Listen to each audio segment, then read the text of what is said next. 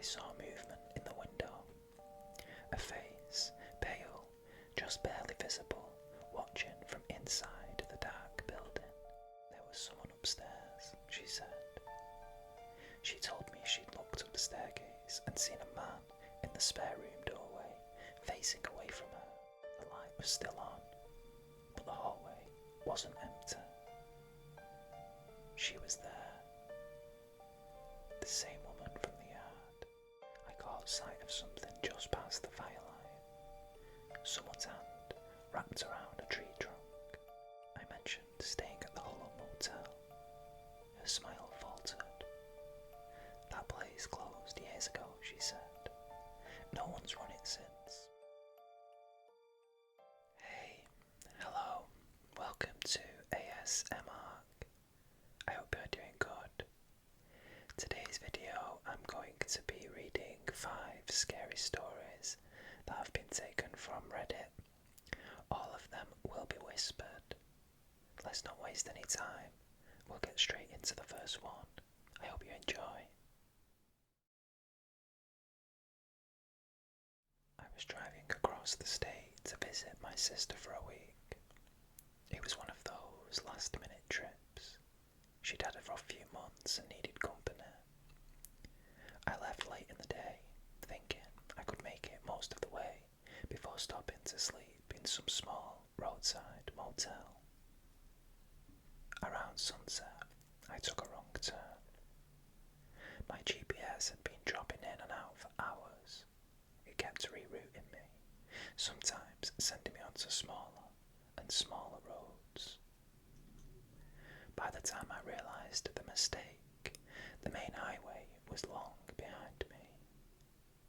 The road I was on narrowed to a single strip of cracked asphalt with no street lights and just a canopy of dark pines overhead. The last town I'd passed through was little more than a diner and a closed gas station. The sign said, Bell Creek, population 212. I hadn't seen another car for almost 40 minutes. I told myself I'd turn back, but a green road sign appeared ahead, pointing toward Bell Creek Falls Campground, 12 miles. It was late, but the thought of a campground, somewhere with people, lights, maybe a caretaker, was enough to make me keep going. About 8 miles in, the asphalt gave way to packed dirt. My headlights caught glimpses of old wooden fence posts leaning at odd angles, swallowed up by weeds. Then, up ahead, I saw a bridge, wooden, narrow, barely wide enough for my car. A man stood at the far end of it. I slowed, thinking maybe he was a hiker or someone from the campground. He didn't wave, didn't move aside, just stood dead centre, hands in his coat pockets, watching my car approach. When I was about 50 feet away, I rolled my window slightly and called out, "Hey, am I heading toward the falls?" He didn't answer. He just tilted his head slightly, then stepped aside, slowly, without looking away from me. As I crossed, my eyes stayed locked on him in the rearview mirror. He stood there until I was completely across, then turned and walked back into the trees. The campground was nothing like what I'd imagined. No lights, no cars, just a loop of empty picnic tables and a half-collapsed ranger station.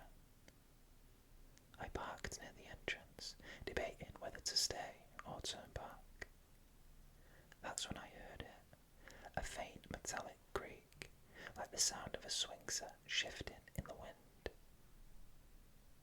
Following the noise with my flashlight, I found a single metal chair set right in the middle of a clearing. It wasn't near any fire pit, table or campsite, just sitting alone on the grass, facing the tree line. I didn't take it. When I turned back toward my car, I noticed something that made my chest tighten. Another chair, identical to the first, but closer to the road. It hadn't been there when I'd arrived. I decided I wasn't sleeping there. I'd just drive until I found somewhere else. But as I pulled out, my headlights swept across the ranger station, and I saw movement in the window. A face, pale, just barely visible, watching from inside the dark building. I froze, my hands tightening on the wheel. The person didn't move, didn't react to the light, they just stared. Finally, I forced myself to look away and drive. The road wound back through the trees, every turn looking like the last. When I reached the bridge again, my stomach dropped. The man was back. Only this time, he wasn't alone. 3 more people were stood with him, 2 men and a woman, spread out across the width of the bridge, all facing me. I didn't stop, I didn't even slow down. I drove straight at them, bracing for them to move. At the last possible second, they stepped aside in unison. I didn't look back. I finally reached a small gas station with its lights still on. The attendant was an older guy, thin and weird looking. When I told him where I'd just been, his face tightened. "You went past the bridge?" he asked. I nodded. He shook his head slowly. "They don't like visitors after dark." When I asked who, he just muttered, "Keep driving. Don't stop until you're out of Bell Creek." I left without another word. When my partner, Emily, and I bought the house, we knew it needed work. It was a 2-story, early 1900s place on a quiet suburban street. High ceilings, narrow hallways, and creaky floorboards that never seemed to settle. It had 4 bedrooms. We only needed 2, so the others stayed mostly empty, used for storage until we could renovate. One of them, the room at the very end of the upstairs hallway, we called the spare room. It still had old floral wallpaper from the 70s, a single window, and a bare bulb hanging from the ceiling. The first night we slept there, we both woke to the sound of the bulb clicking on in the spare room. When I checked it, it was still dark. We laughed it off, old wiring, nothing more. A few weeks later, Emily was downstairs making tea while I was in my office. She came in holding her mug, pale and shaky. "There was someone upstairs," she said. She told me she'd looked up the staircase and seen a man in the spare room doorway, facing away from her. Tall and thin, wearing a dark suit, not moving, not reacting, just there. When she blinked, he was gone. We searched the entire house, every closet, every locked window, nothing. Emily swore she'd seen him. I wanted to believe her, but the rational part of me kept telling myself she'd imagined it. The house was old, the shadows were strange, our minds filling gaps. Still, she stopped going upstairs alone after that. A month later, we noticed a faint smell in the spare room. Not rot, not mould. It was something older, like stale cologne mixed with dust. The strange thing was, it came and went. Some days the air was perfectly clean. Other days it was thick enough to make my eyes water. One night I left the door open to let it air out. Around 2 a.m. I woke to the footsteps, not heavy, but measured, moving from that room toward us. When I sat up, the footsteps stopped. The smell was stronger than ever. Emily was awake too, and she whispered, "He's in the hallway." The last straw came on a rainy Saturday.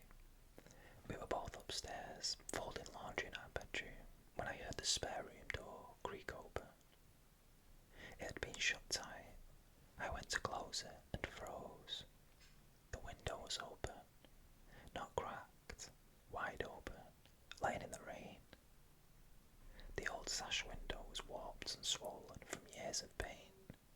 It took real effort to move it at all. Neither of us had touched it in weeks. When I turned back toward the doorway, my stomach dropped. A man was stood there. He wasn't solid, not like you or me, but faint, washed out, like I was seeing him through fogged glass. His suit was old-fashioned, his hair slicked back. He was looking past me, toward the open window, as if I wasn't there. And then, just like that, he was gone. A few days later, Emily found an envelope tucked in the back of the kitchen drawer. Inside were half a dozen black and white photographs of the house, clearly decades old. In one, the spare room window was open. Standing beside it was a man in a dark suit, looking directly at the camera. We still have the photos, we just don't go in the spare room anymore. When my brother Aaron bought the house on Marlowe Lane, I told him he was crazy. Not because of the location. It was actually a pleasant, tree-lined stretch about 10 minutes outside the city. But because it was too cheap. Houses on that street usually went for 3 times what he paid. He shrugged off my concern, saying the previous owner's family just wanted it gone. The house wasn't falling apart, but it had a strange stillness, like no one had really lived there for years. The walls were a pale, faded yellow, the kind that might once have been warm, but now just looked worn and tired. The first thing I noticed was the smell. It wasn't musty exactly, but old, like a forgotten box that had been sealed for decades. Aaron swore I was imagining it. When we finished unloading boxes, I asked him if he was planning to repaint or change anything. He said he might later, but for now, he just wanted to settle in. I didn't tell him that the house made me feel uneasy. A couple of weeks later, Aaron called asking if I could stay at the house whilst he was away with work. He'd only just moved in and didn't want it sitting empty. It was a Tuesday when I arrived. The street was quiet, no kids playing, no neighbours out walking, just the whisper of wind through the bare branches. Inside, the house felt exactly as it had before, airless, like it had been sealed up. The nights were the worst, not because of noises, there weren't any, but because of the silence. It wasn't the peaceful kind, but the sort that made you strain your ears, like you were listening for something just out of reach. On the second night, I woke up around 3 a.m. for no reason. My eyes went straight to the hallway outside the guest room. The dim light from the street lamp outside barely reached there, but I could make out the faint shape of the doorway at the far end. I can't explain why, but I was sure someone had been standing there. By morning, I convinced myself it was just my brain filling in shadows. On my 4th night in the house, I decided to make tea before bed. The kitchen window overlooked the narrow backyard. That's when I saw her. A woman, maybe in her 50s, standing at the edge of the trees behind the fence. She wasn't moving, she was just facing the house. Her clothing looked wrong, not ragged, not dirty, just like it belonged to another decade. A long, pale dress that brushed to the ground. I froze, my hand still on the mug. She didn't step forward, didn't wave, didn't even tilt her head. She just stood there. I must have blinked, because in the next moment, she was gone. I went outside immediately with my flashlight in my hand. The backyard was empty. The gate was locked from the inside. When I told Aaron about it over the phone, he laughed and said the neighbours probably had a weird guest over. But when I asked about the neighbours, he paused. There aren't any houses behind mine, he said slowly. Just a strip of land no one owns. It's been empty forever. By the last night of my stay, I was exhausted. I kept waking up at the same time, around 3 a.m, every night. And every night I looked toward the end of the hallway, certain that someone had just moved out of sight. That night, I lay in bed with the lamp on, refusing to let myself drift into deep sleep. At some point, my eyes got heavy. I must have dozed off for less than half an hour, because when I woke, the light was still on, but the hallway wasn't empty. She was there. The same woman from the yard, only now she was inside, standing in the middle of the hallway, facing my door. Her face was pale, almost too pale, and her eyes looked dark in a way I couldn't make sense of, like they absorbed light instead of reflecting it. I couldn't move, I couldn't even breathe properly. She didn't speak, didn't blink. After what felt like minutes, she took one slow step towards the guest room door. That's when every hair on my body stood on end, because I realised she wasn't making any sound, not even the faint creak of the floor. I did the only thing I could, shut my eyes tight. When I opened them, the hallway was empty again. The next morning, I left the key on the counter and didn't look back. Aaron still lives there. He says he's never seen anything strange, but every time I visit, I notice the way he avoids looking out into the backyard at night. I'd camped plenty of times before, but this was the first time I'd gone out to Coldwater Hollow. It was supposed to be a last-minute trip. Me, my friend Jason, and his girlfriend Leah. The three of us had been talking about getting away from the city for weeks, and when Jason said he knew a perfect spot, I didn't ask many questions. We drove 2 hours out, past the last scattering of gas stations and corner stores, until the road narrowed into cracked asphalt, surrounded by thick, sloping pine trees. The deeper we went, the more the air changed, cooler, heavier, like it was holding something. The campsite wasn't official, no ranger station, no marked trails, just a clearing near a slow-moving creek. We got there in the late afternoon, set up our tents, got a fire going, and cooked something simple. By 10 p.m, the forest was a wall of black around us. No moonlight, just the fire casting that orange glow. Leah was the first to say it, how quiet it was. No crickets, no rustling, not even the occasional snap of a twig. That silence made us all instinctively lower our voices, and that's when I thought I saw something between the trees. It wasn't clear, just a darker patch in the dark, if that makes sense, still as stone. When I looked back a second later, it was gone. I woke up sometime in the night. No reason, just that strange, wide-awake kind of alertness you get when you've been pulled from a deep sleep too quickly.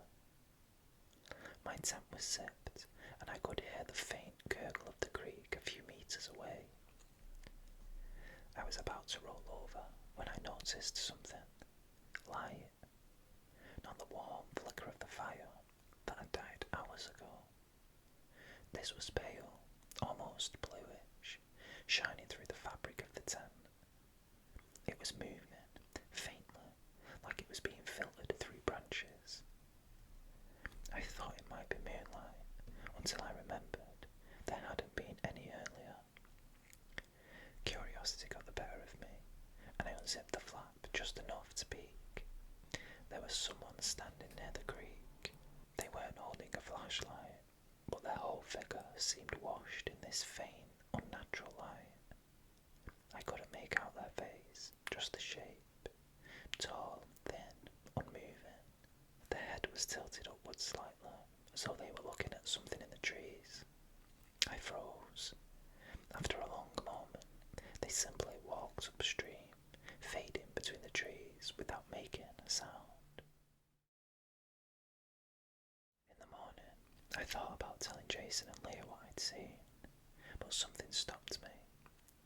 It sounded ridiculous, and besides, maybe I'd been half asleep, dreaming with my eyes open.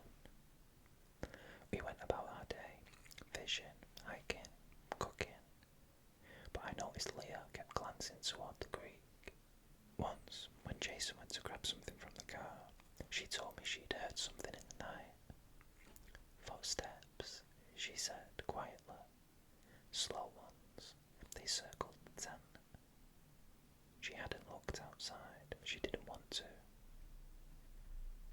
That night, we kept the fire going longer. Jason drank a bit too much, trying to brush off the weird atmosphere with bad jokes. And Leah, she barely spoke. Around midnight, I left the fire for a minute to grab my jacket from the tent. On my way back, I caught sight of something just past the firelight. Someone's hand wrapped around a tree trunk. Not reaching out, not moving, just there. When I stepped toward it, the hand slipped back to behind the tree, and whoever it belonged to disappeared into the dark.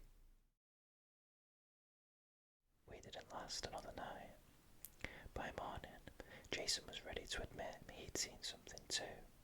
Someone walking along the edge of camp just before sunrise.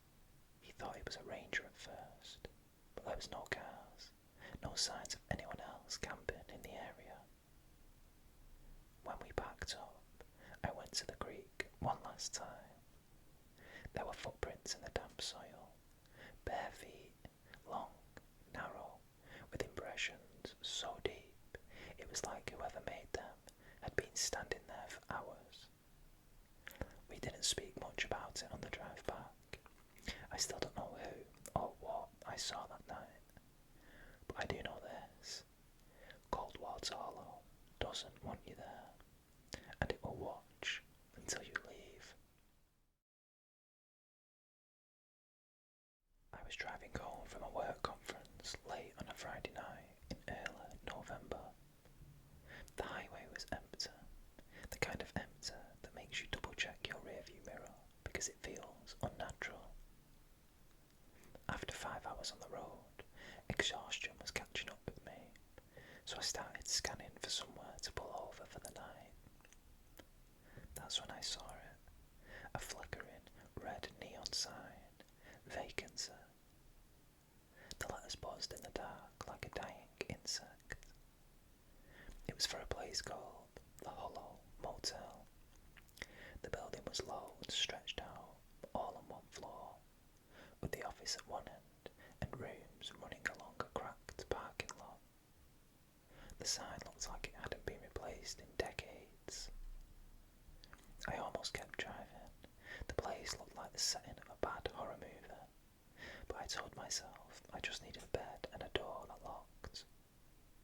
The gravel popped under my tyres as I pulled in. Only one other car was there, an old green Buick parked at the far end, coated in dust.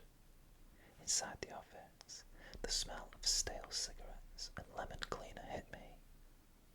The woman at the counter was thin, maybe in her late 60s, with silver hair pulled back in a tight bun. She didn't smile. She just slid a key across the counter and said, "Room 6, end of the row." The room was functional, shall we say. Faded orange carpet, a bed with a stiff floral bedspread, and a bathroom with a sink that dripped. The air was musty, like the window hadn't been opened in years, but the lock worked, so I figured it would do. I showered, threw on sweatpants, and lay down with the TV on low, some old sitcom rerun to fill the silence. That's when I noticed it, the sound of footsteps outside my room. Not quick, just purposeful footsteps, slow, almost hesitant. They moved past my door and then back again. I told myself it was just another guest, maybe the person with the Buick. But then I realised something that made my stomach tighten. Room 6 was the last room. There was nowhere to walk past my door without turning around. I peeked through the curtain. The lot was empty except for my car and the Buick. No one was there. I decided to brush it off. I was tired, probably imagining things. But around 1 a.m, I woke again. The TV had gone to static. The air felt colder and heavier. I lay there for a moment before I heard it again. Footsteps. This time, they stopped right outside my door. I stayed completely still, straining to hear. After a few seconds, the footsteps started to move away, but instead of heading toward the office, they went the opposite direction, toward the Buick. I moved to the window just enough to peek out without being obvious. That's when I saw her, the motel clerk. She was standing by the Buick, her back to me, staring into the driver's side window. I couldn't see her face, but her head was tilted like she was speaking to someone inside, except the car was empty. After maybe a full minute, she stepped back, slowly turned her head toward my room, and just stood there. I ducked away from the curtain as fast as I could, my heart pounding out of my chest. By sunrise, I was packed and ready to leave. The office was unlocked, but the counter was empty. I left the key and got out as fast as I could. About 10 miles down the road, I stopped off for a coffee at a gas station. The cashier was friendly and we made small talk.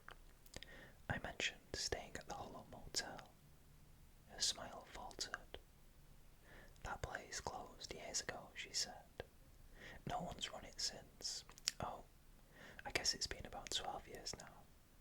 The owner, that lady you saw, she died in one of the rooms.